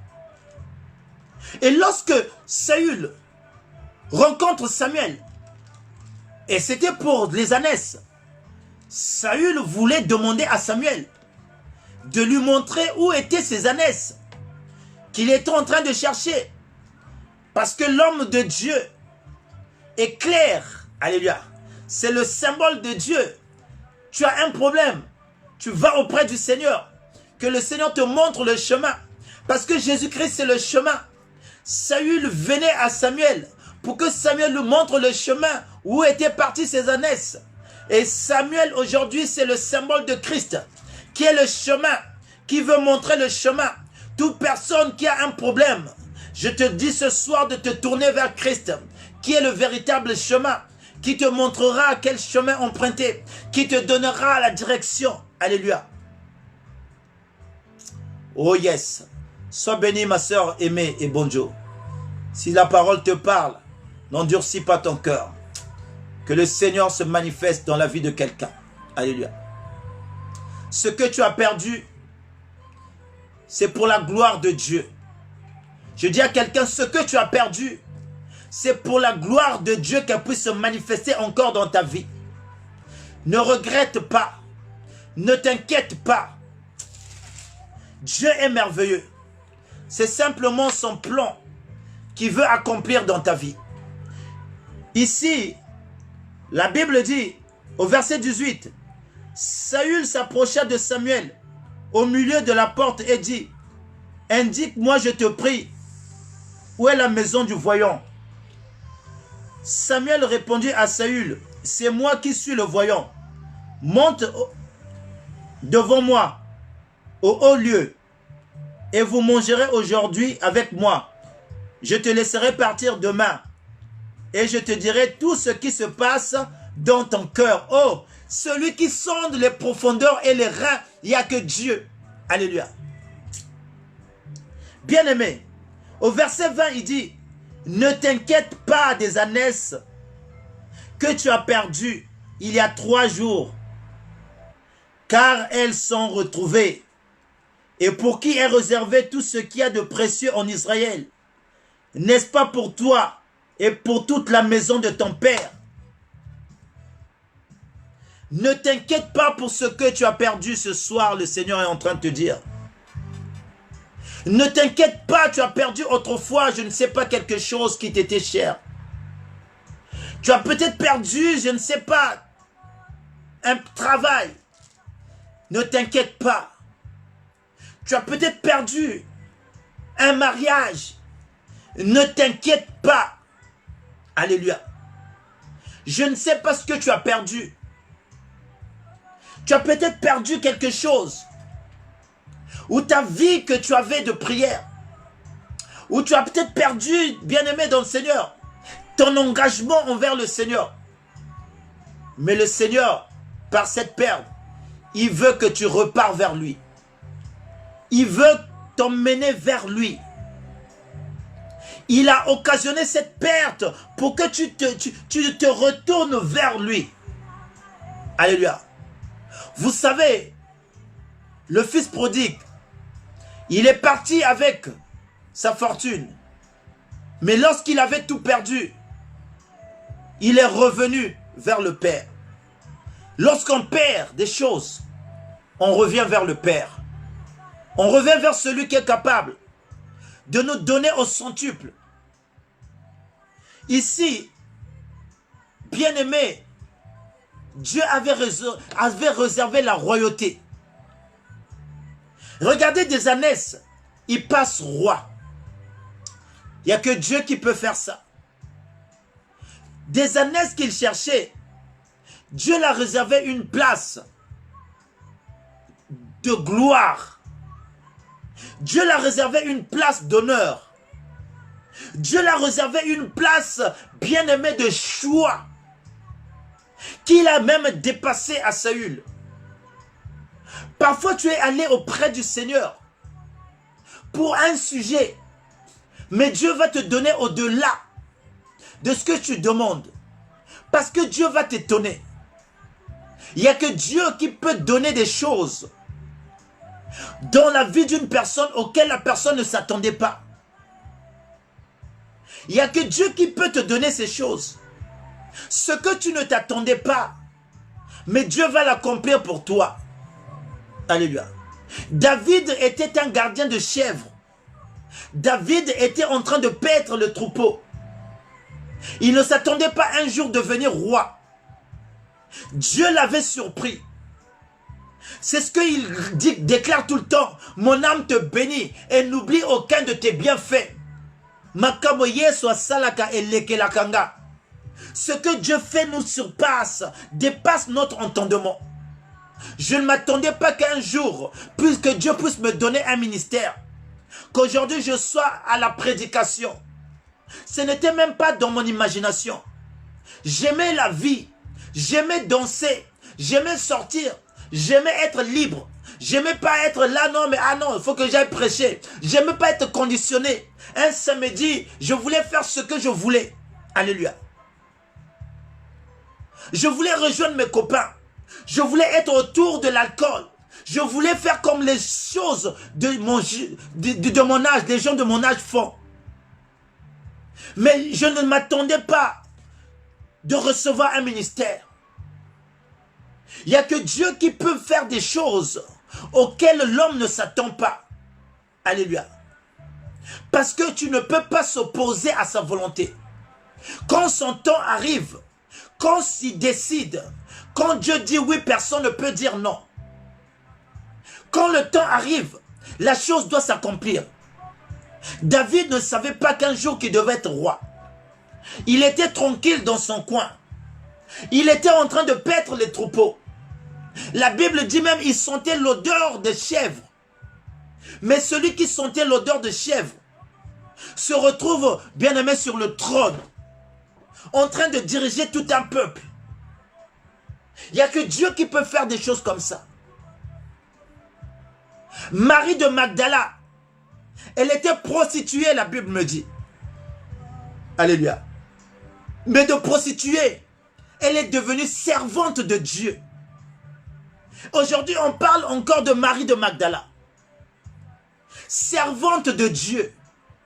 Il n'y a que Dieu qui peut faire des choses comme ça. Il n'y a que Dieu qui peut changer ton statut. Il n'y a que Dieu qui peut changer ta position. Aucun homme, aucune personne. C'est Dieu. C'est ça qu'on dit, que bien aimé, c'est là qu'on dit Dieu est omniscient. Dieu fait des choses que l'homme ne peut pas comprendre. Saül était étonné de savoir qu'en cherchant les ânesses, c'était la royauté qui l'attendait.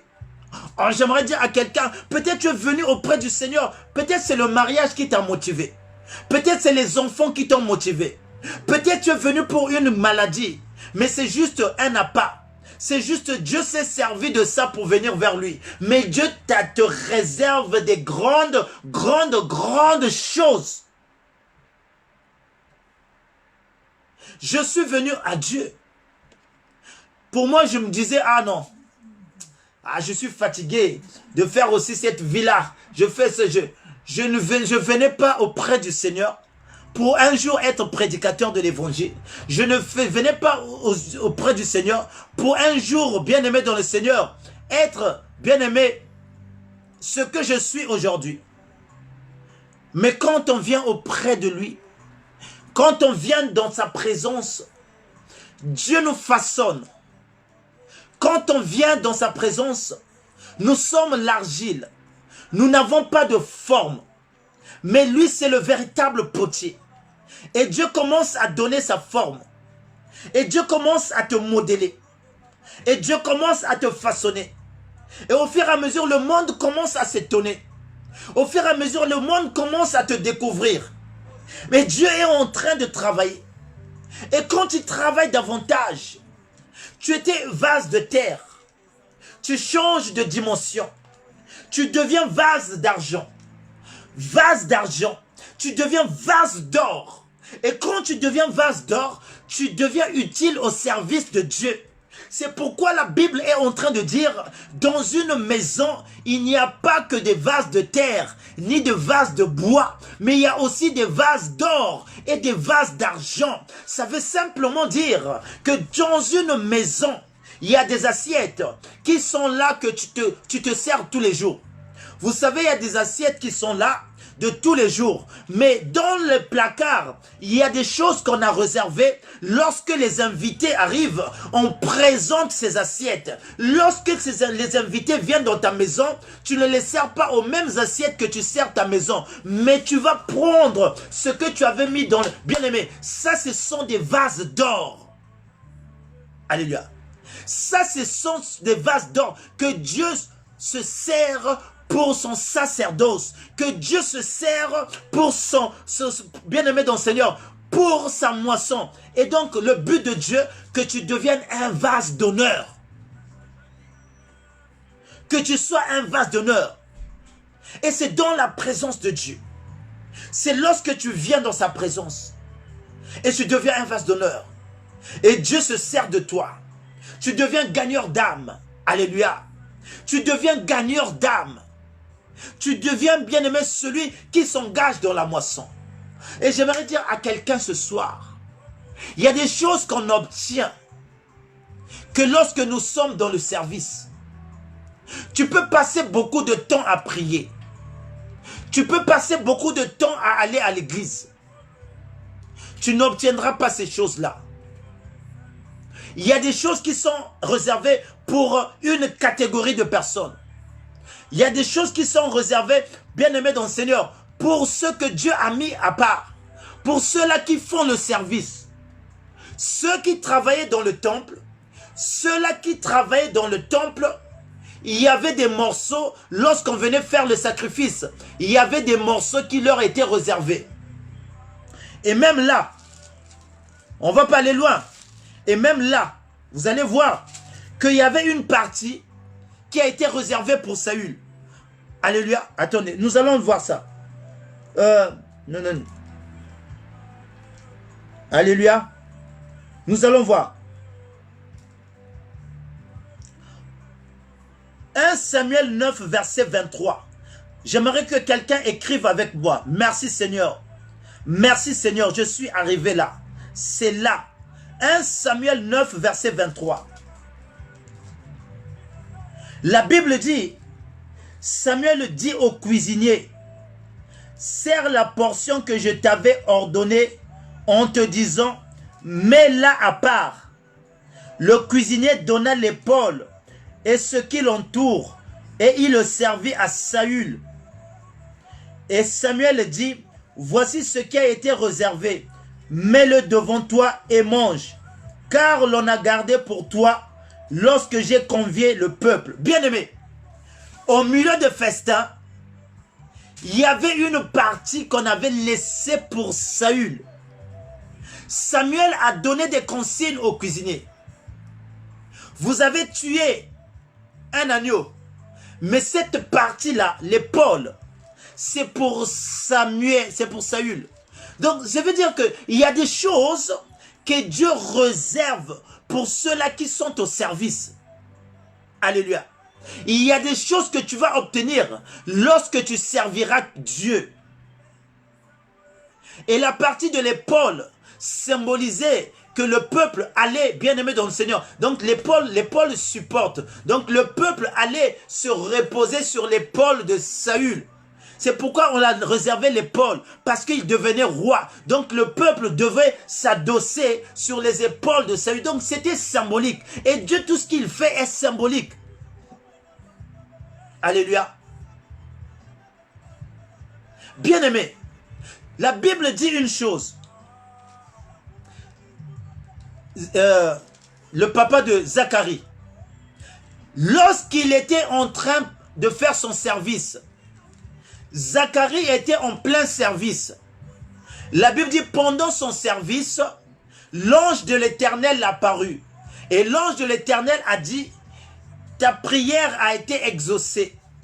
Tu auras un enfant. Alléluia.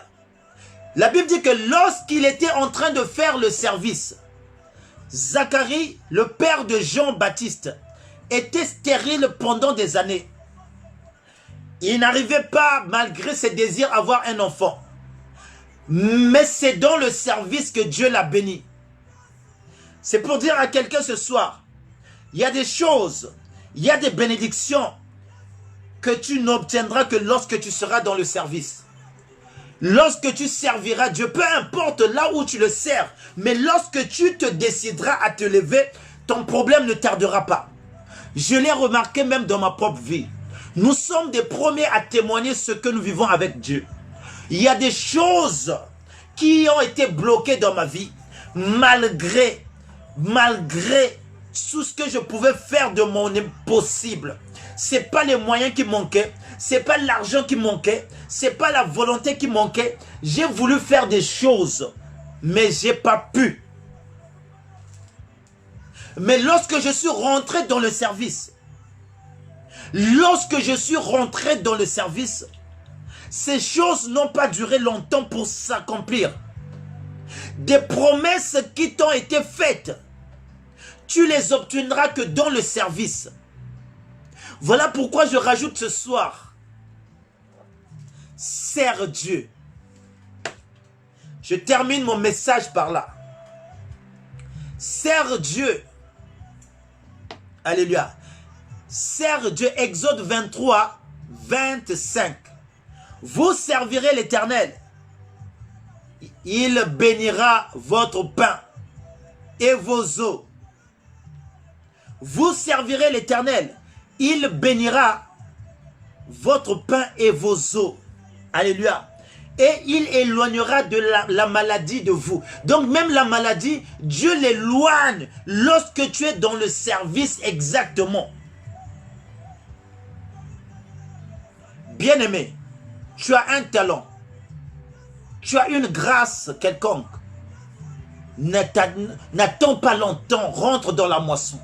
La moisson est encore grande, il y a encore beaucoup de place, il y a peu d'ouvriers. Rentre, ta bénédiction est au service. Le but de Dieu, lorsqu'il a dit à Pharaon de laisser son peuple, il a voulu que tout le peuple aille le servir sans exception. Mais toi, tu veux être béni. Mais Dieu est en train de dire que, bien-aimés dans le Seigneur, vous servirez l'Éternel. Et Dieu dit que vous verrez la différence entre ceux qui me servent et ceux qui ne me servent pas. Si tu ne serves pas Dieu, il n'y aura pas de différence dans ta vie. Avec une personne qui prie, parce qu'il y a des bénédictions que tout le monde reçoit. Même le méchant reçoit. La pluie tombe sur les bons et sur les méchants. Ça veut dire que même ce que tu reçois, Dieu le donne aussi même aux méchants. Donc, il n'y a pas trop de différence avec toi. Malgré que tu pries, tu vas voir aussi la personne qui est à côté de toi qui ne prie pas, vit la même vie que toi. Mais pour faire la différence, il faut que tu rentres dans le service.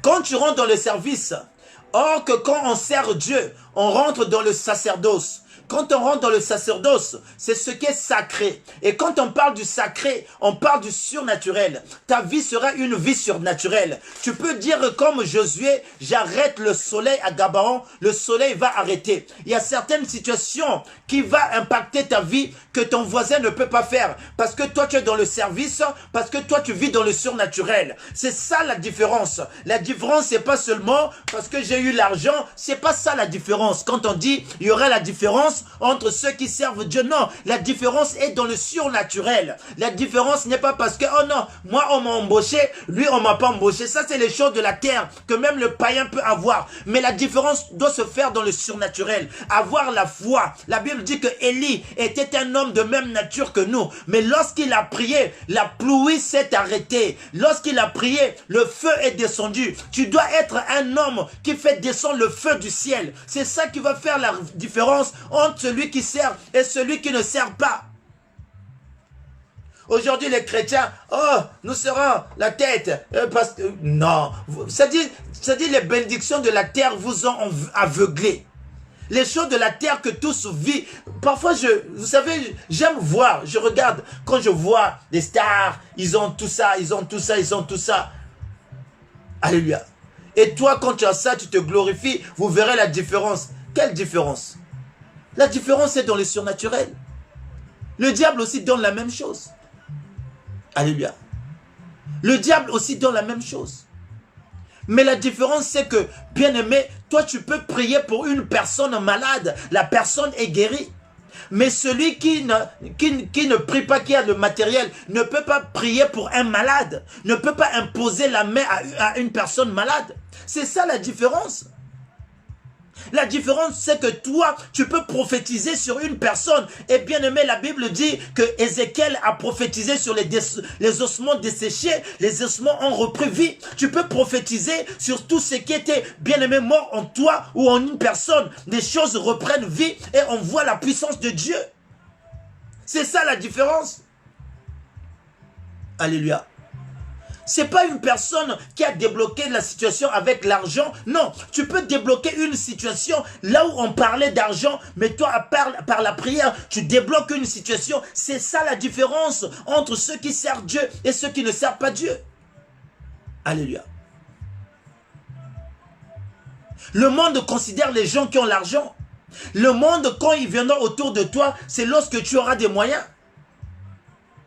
Mais quand tu n'as rien, mais les gens ne seront pas autour de toi. Mais avec Dieu, même quand tu n'as rien, les gens viendront te voir.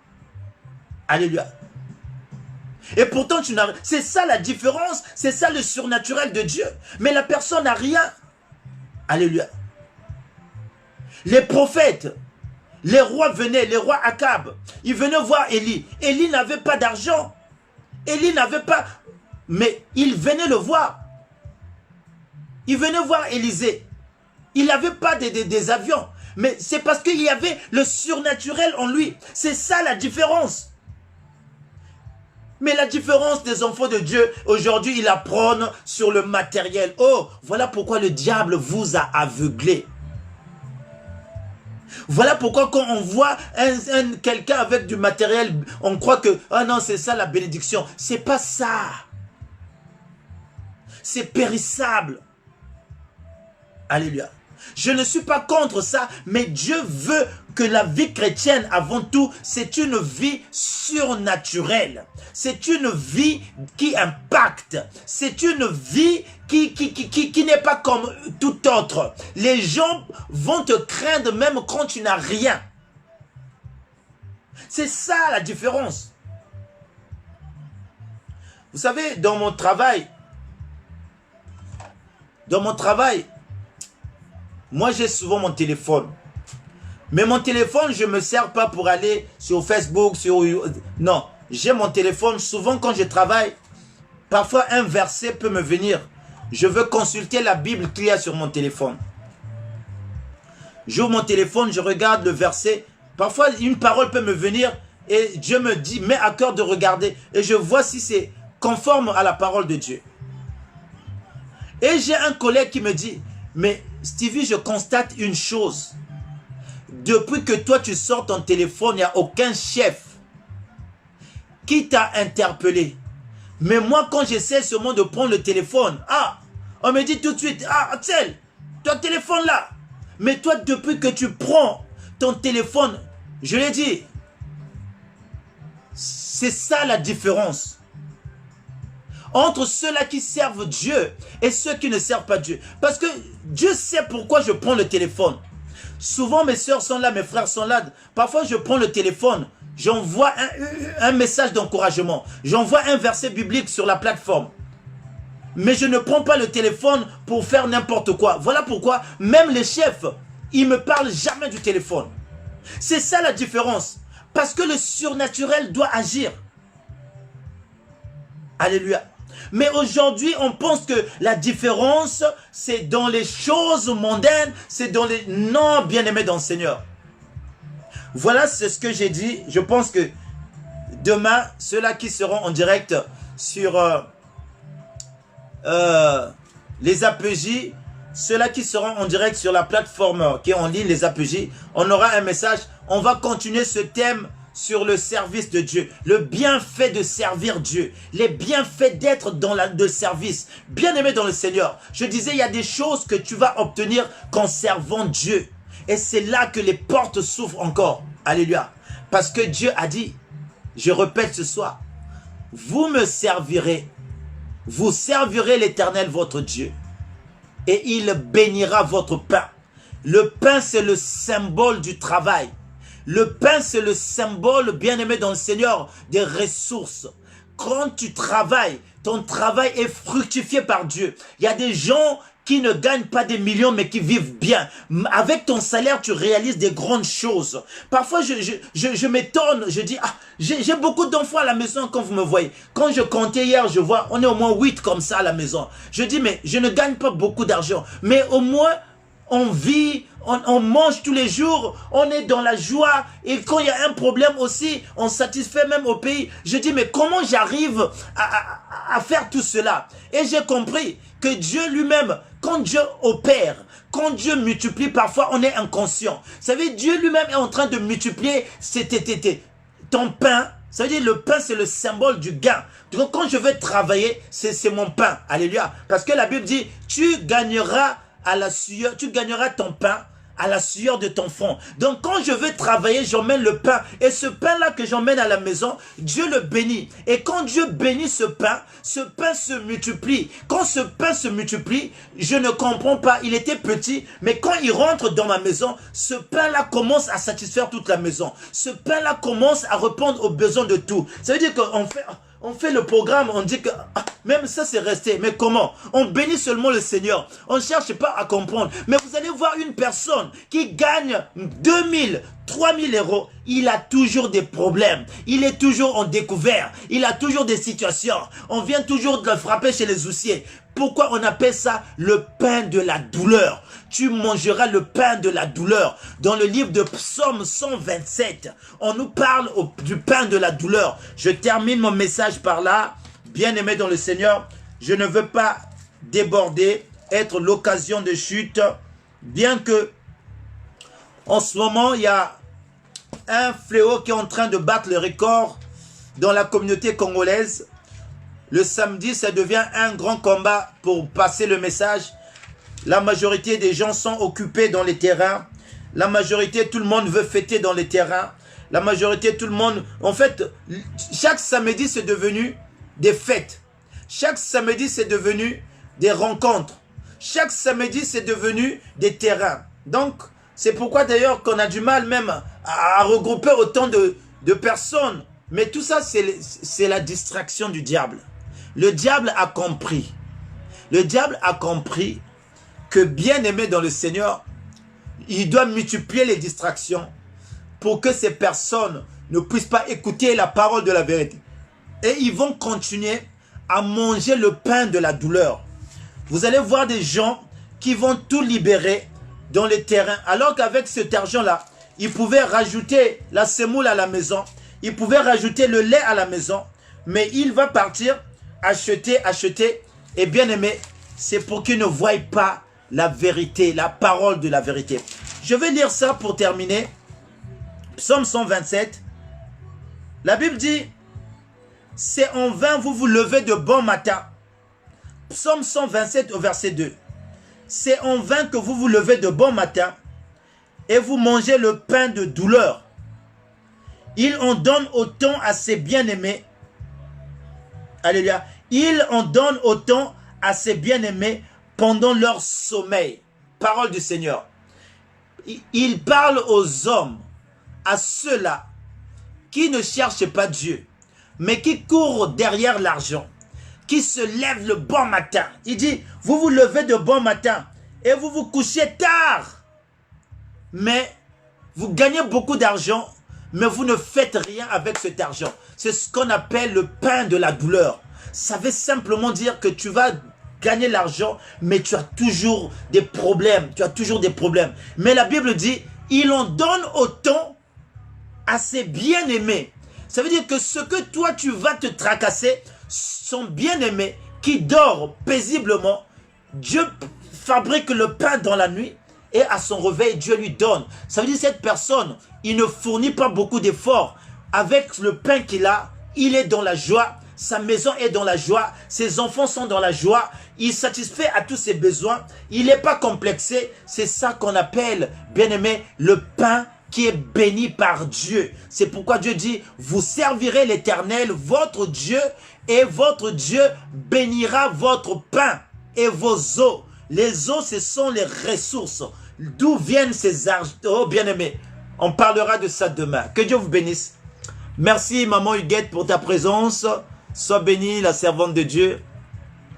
Sois bénie, maman fidèle. Evradine Ganga, sois bénie. Alida Kouassou, sois bénie. Bonheur God, sois bénie. Je suis dans la joie d'être là ce soir encore avec vous. Nous sommes à la fin de notre message ce soir. Nous y avons parlé ce soir du langage de Dieu. La Bible dit que Dieu parle tantôt d'une manière, tantôt d'une autre. Et c'est l'homme qui ne tient pas compte. C'est dans le livre de Job 33 au verset 14.